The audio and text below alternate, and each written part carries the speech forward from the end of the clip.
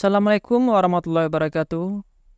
Min Prof hadir kembali dengan kisah Yu Legend, si anak SMA mantan tentara bayaran. Sebelumnya, selamat menunaikan ibadah puasa di bulan Ramadan bagi teman-teman yang menunaikannya. Jadi, langsung saja siapkan bantal, mulai rebahan, dan simak kisahnya. Besoknya, si cewek brengsek, panggil saja Mbak Ica, membicarakan kejadian kemarin. Katanya, semua anak-anak yang dihajar kemarin dilarikan ke rumah sakit. Dan kondisi Yongsik yang paling parah. Temannya bertanya, siapa sebenarnya orang itu?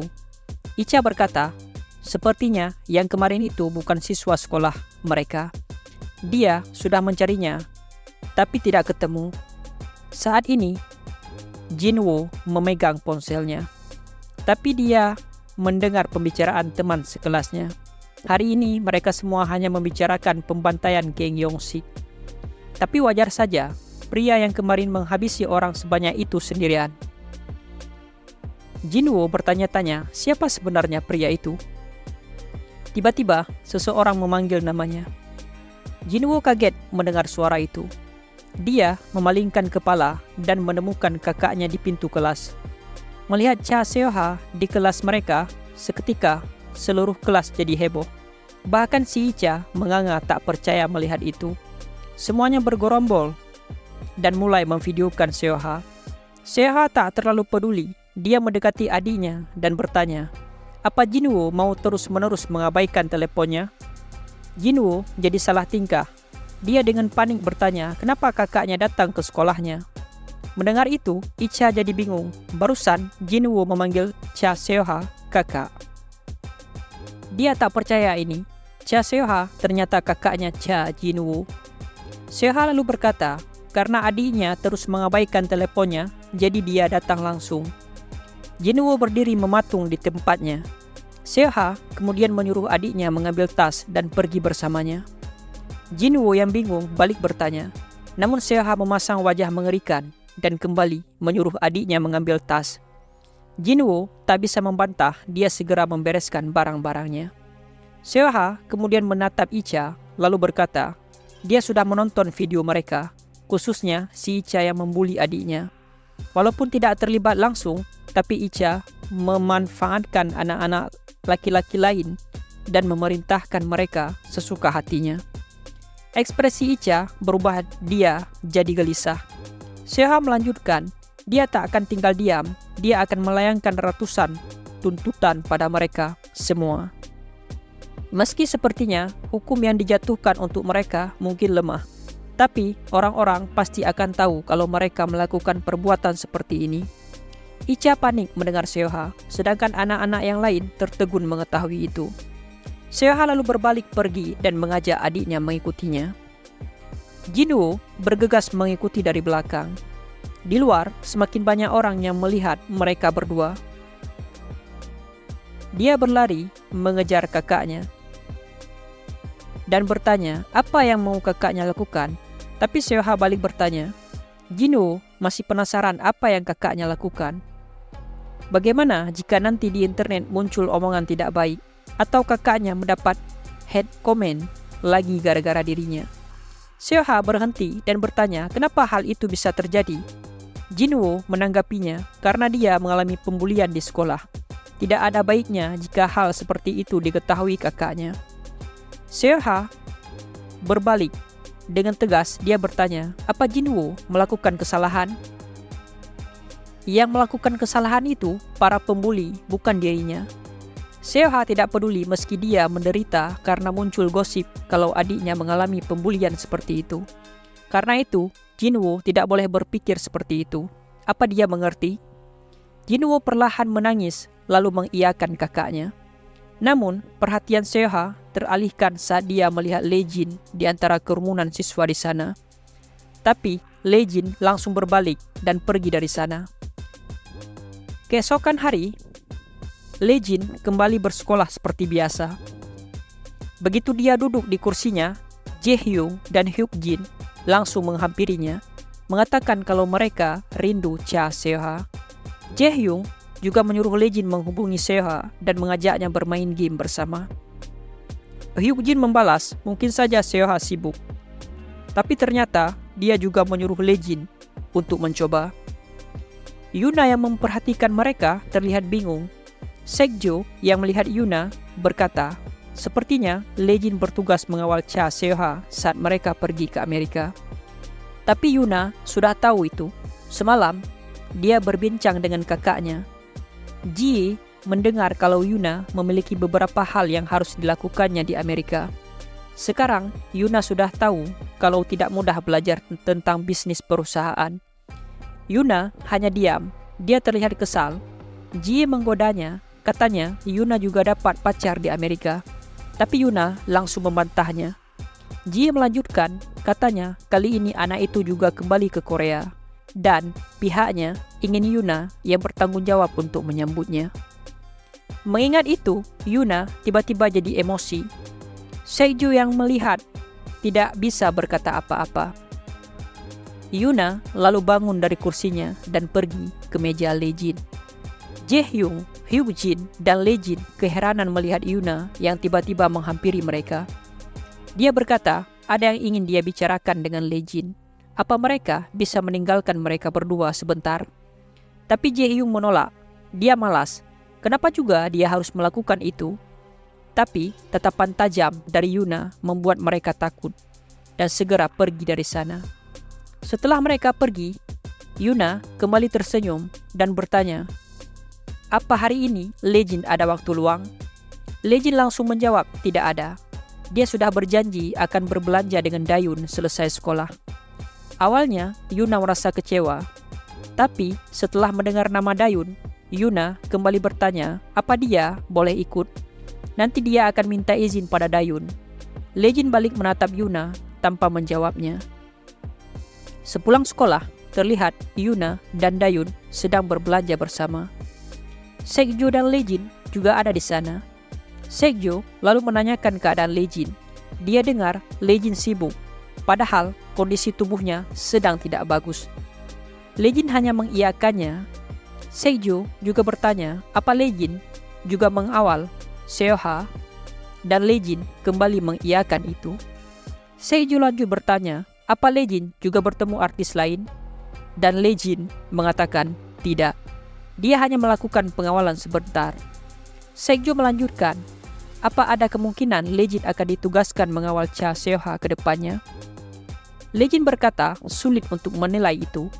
Tanpa mereka tahu, Yuna terus memperhatikan Lee-jin. Dayun kemudian meminta maaf padanya karena dia sudah membuat seniornya ikut ke sana. Tapi Yuna tidak peduli. Lagi pula, dia yang minta ikut. Dayun menghela nafasnya. Dia heran dengan kakaknya. Di saat seperti ini, dia padahal bisa melakukannya sendiri. Tapi dia memaksa untuk membantunya. Yuna tersenyum dan berkata dia iri karena Dayun selalu terlihat akrab dengan kakaknya. Dayun jadi malu mendengar itu. Dia kemudian mengajak Yuna untuk makan malam bersama di rumahnya. Jika seniornya tidak sibuk. Yuna memastikan itu dan Dayun mengiyakannya. Dia juga memberitahu Yuna jika kakaknya jago masak. Apa seniornya mau Dayun minta kakaknya untuk masak makan malam? Mereka berdua lalu tertawa bersama. Lee-jin dan Sekjo yang ada di sana keheranan melihat mereka berdua. Malamnya, Yuna dan Sekjo bertamu ke rumah Lee-jin. Mereka berempat kemudian makan malam bersama. Begitu mencicipi makanan yang dimasak Lee-jin, Yuna langsung memujinya. Yuna tidak tahu kalau Lee-jin jago masak. Bahkan Sekjo setuju dengan Yuna. Mendengar itu, Dayun berkata, bukannya dia sudah bilang kalau kakaknya jago masak? Yuna lalu bertanya, dari mana Lee-jin mempelajari hal seperti ini? Lee-jin yang sedang makan menjawab, dia hanya melakukan tutorial yang sesuai dengan video yang ada di YouTube. Yuna tertawa kecil mendengar jawaban Lee-jin. Mereka berempat lalu melanjutkan makan. Terlihat Dayun dan Yuna sibuk berbicara berdua dan sesekali tertawa. Lee-jin dan Sekjo hanya bisa melongo melihat mereka berdua. Perempuan memang tidak mudah dipahami.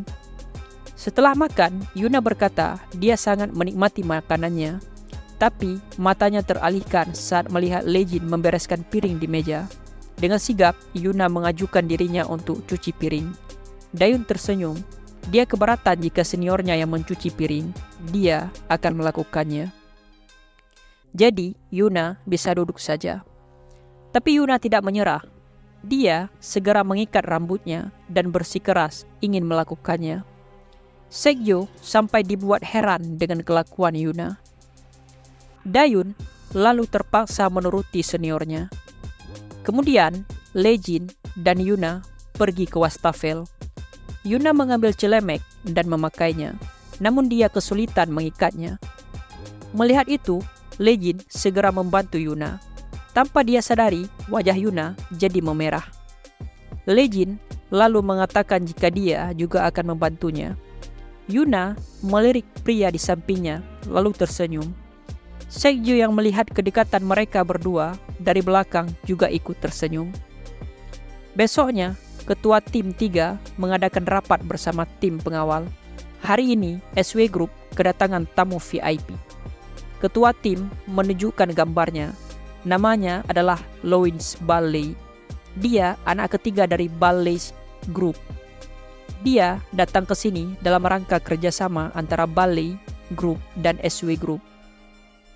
Karena kali ini Yuna ditunjuk melakukan penyambutan. Mereka anggota tim 3 akan menjadi tim utama dalam pengamanan, khususnya Segyo dan Lejin yang bergerak bersama di samping Yuna.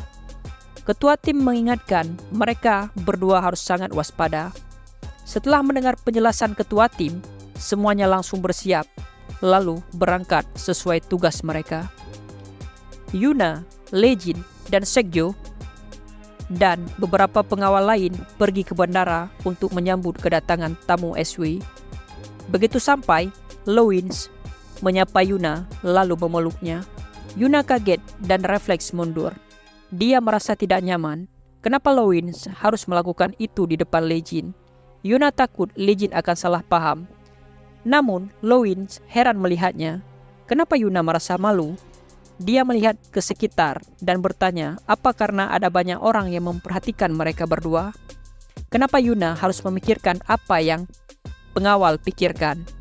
Bukannya SW mengajarkan para pengawalnya untuk berpura-pura tidak melihat tindakan tuan mereka dan harus menutup mulut?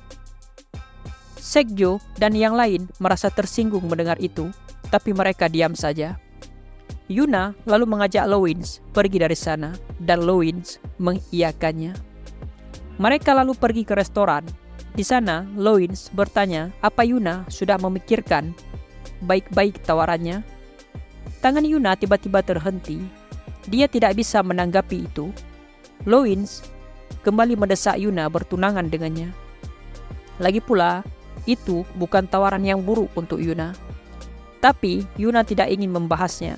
Mereka bisa membicarakan itu nanti. Sebenarnya, dia tidak ingin Lejin tahu tentang ini. Namun Lejin sepertinya tidak peduli. Loin berkata, alasan dia sengaja datang ke Korea menemui Yuna untuk mendengar jawabannya. Jadi kenapa Yuna menghindari pembicaraan itu? Yuna mengatakan dia sudah memberi jawaban waktu itu. Loins terlihat marah. Dia mengingatkan Yuna. Dia sudah bilang padanya untuk memikirkan sekali lagi. Jujur saja, dia tahu Shin Yuna tidak memiliki posisi dan kemampuan yang layak di SW. Dia mempunyai banyak saham SW hanya karena ayahnya. Jika dibandingkan dengan kerabatnya yang lain, Yuna tidak mendapatkan pengakuan atas apapun. Karena itu, rasanya seperti Yuna diabaikan ketika mencoba melakukan sesuatu di internal SW. Bukankah begitu? Yuna tertegun mendengarnya, tapi dia tidak bisa mengatakan apapun. Loins melanjutkan, sekarang situasi Yuna begitu. Jadi seharusnya hal yang bagus baginya bisa terkoneksi dengan Loins. Hal itu juga akan membantu SW. Yuna menahan marahnya, dia benar-benar tersinggung. Segyo juga tidak bisa melakukan apapun. Tiba-tiba, Lejin memberitahu sudah waktunya mereka pindah ke tempat selanjutnya. Seketika, mata semua orang melihat Lejin, termasuk Segyo. Tapi Lejin tidak peduli.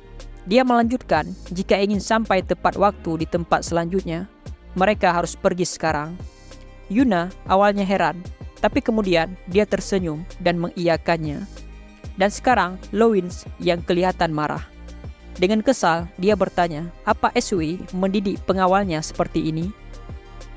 Lawins kembali bertanya, atau jangan-jangan pengawal itu mengambil tindakan seenaknya sendiri.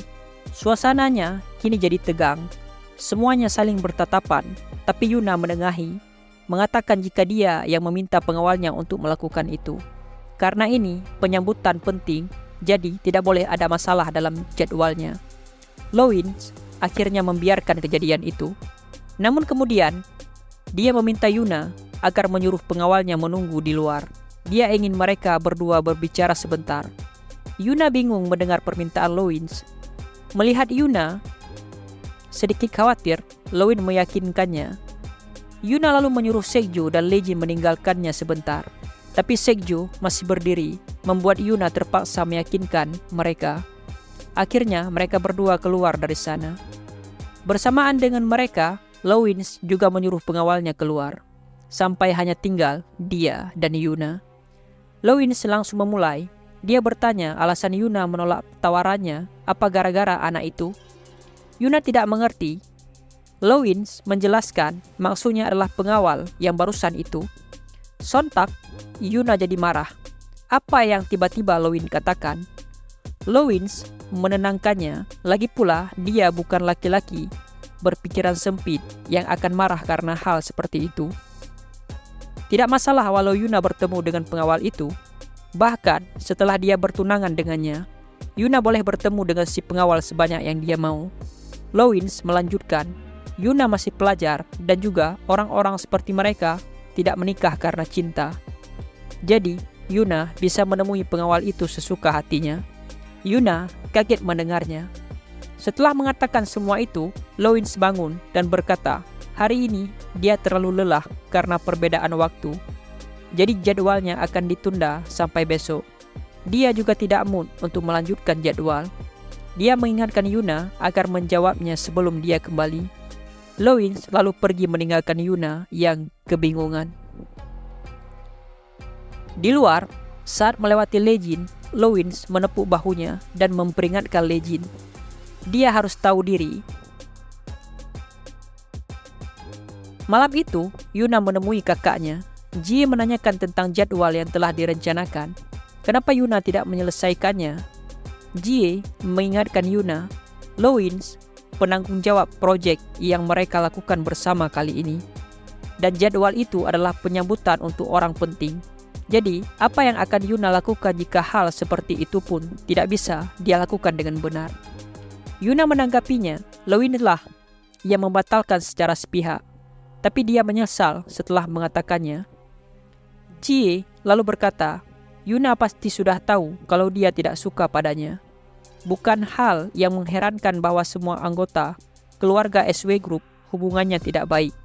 Tapi dari semua anggota keluarga SW Group, dia paling tidak suka dengan Yuna. Tentu saja dia mengetahui itu, meski kakaknya tidak mengatakannya secara khusus. Jie melanjutkan, baginya untuk menerima pengakuan dan sampai ke posisi ini benar-benar melelahkan. Dia harus bersaing dengan ayahnya sendiri yang ingin memiliki bagian SW walau sedikit. Dan kakaknya juga harus melepaskan diri dari serangan kerabat jauh lainnya. Apa Yuna tahu kapan semua itu dimulai? Sejak dia masih lebih muda dari Yuna sekarang. Tapi apa yang Yuna lakukan? Dia hanya tinggal menerima semua warisan dari ayahnya tanpa melakukan apapun. Kakek mereka juga mengkhawatirkan Yuna secara khusus karena dia ditinggalkan sejak kecil. Dan kakek juga melindunginya sehingga keluarga yang lain tidak bisa mengusiknya. Yuna terdiam mendengar kenyataan itu. Jie juga mengingatkannya, Yuna juga pasti tahu kalau kakek berpihak seperti hanya padanya. Kakek selalu bilang pada Jie dan yang lain, mereka perlu melalui persaingan seperti itu untuk tumbuh sebagai pemimpin sejati yang bisa bertahan dari serangan perusahaan lain. Dan kakek sengaja mengawasi mereka. Jika waktu terus berlalu seperti ini, Yuna pasti akan memanfaatkan warisannya untuk memiliki sejumlah kekuasaan di dalam SW dan membangun bisnis. Tapi meskipun begitu, bagaimana para karyawan yang akan menjadi tanggung jawabnya ke depan? Yuna merenungi perkataan kakaknya. Jie lalu kembali menasehati adiknya. Dia harus lebih bertanggung jawab. Di tempat lain, Lowins sedang bersantai di hotelnya. Sambil menatap ke arah kota, dia bertanya pada bawahannya, apa latar belakang pengawal itu sudah diselidiki? Bawahannya menjawab, namanya Legin, umur 19 tahun. Dia sekelas dengan Yuna. Katanya sekarang dia sedang menjalani praktek lapangan untuk pengawalan di SW. Mendengar itu, Lowins jadi heran dan bertanya lagi apa bawahannya sudah menyelidiki dengan benar, dan si bawahan mengiyakannya. Dia sudah yakin, meski dia tidak bisa menyelidiki lebih detail lagi karena tidak ada waktu. Mendengar itu, Lowins jadi bertanya-tanya, apa mungkin pengawal itu masuk dengan jalur orang dalam? Ditambah lagi, dia tidak percaya Yuna sampai membawanya ke tempat seperti ini tanpa berpikir. Dia tidak menyangka kalau scene Yuna semenyedihkan ini. Besoknya, saat sedang rapat, Lowins beberapa kali melirik ke arah Legin. Mau dilihat bagaimanapun, Legin benar-benar membuatnya kesal. Lowins yakin alasan Yuna menempatkan Legin di sisinya karena dia menyukainya. Setelah rapat, Lowins menanyakan apa jadwal yang penting untuk hari ini sudah selesai semua, dan Yuna mengiyakannya. Jadwal pekerjaan sudah selesai semua. Selanjutnya, namun belum sempat menyelesaikan kalimatnya, Lowins menyela, mengatakan kalau ada satu tempat yang ingin dia kunjungi. Yuna yang penasaran bertanya kemana Lowins ingin pergi. Beberapa saat kemudian, Jie didampingi ketua tim 2 berjalan dengan cepat. Jie heran kenapa Lowins mau membatalkan jadwalnya dan malah datang ke tempat ini. Ketua tim membalas, dia tidak tahu. Dia mendengar Lowins tiba-tiba meminta untuk melihat pelatihan para pengawal SW. Jie masih penasaran apa yang sebenarnya dipikirkan oleh Lowins. Begitu dia tiba di tempat pelatihan, Jie melihat suasana di sana menjadi tegang. Yuna menyuruh Lowins menarik kembali ucapannya, tapi Lowins menolak. Dia tidak tahu apa yang salah dengan ucapannya. Nyatanya, 2 orang pengawal Yuna adalah pelajar, ditambah satunya adalah pengawal percobaan. Yuna mencoba membantah, namun Lowins kembali melanjutkan. Jika dikatakan tim keamanan SW adalah tempat yang tepat, apa Yuna pikir ini masuk akal? Atau dia membawa dan mendapatkan seseorang sesukanya? Yuna tidak mengerti maksud Lowins, tapi ketua tim 3 mengerti dan meluruskannya. Sepertinya Lowins sudah salah paham. Tim keamanan SW, mereka tidak bekerja seperti itu. Dia mengerti ada kesalahpahaman di sini, tapi tim keamanan SW terdiri dari orang-orang yang telah terbukti karakter dan kemampuannya. Dan 2 orang itu juga sama. Lowins menghela nafas. Siapapun bisa berkata seperti itu. Seketika semuanya terdiam mendengar Lowins. Dia lalu mengusulkan sesuatu. Bagaimana kalau mereka mengadakan pertandingan persahabatan antara tim keamanan SW dan pengawalnya? Yuna dan yang lain geram mendengarnya, dan Legin hanya diam dan memasang wajah dingin. Maka berakhirlah kisah Yu Legin pada hari ini. Min Prof pamit undur diri. Sekian. Assalamualaikum warahmatullahi wabarakatuh.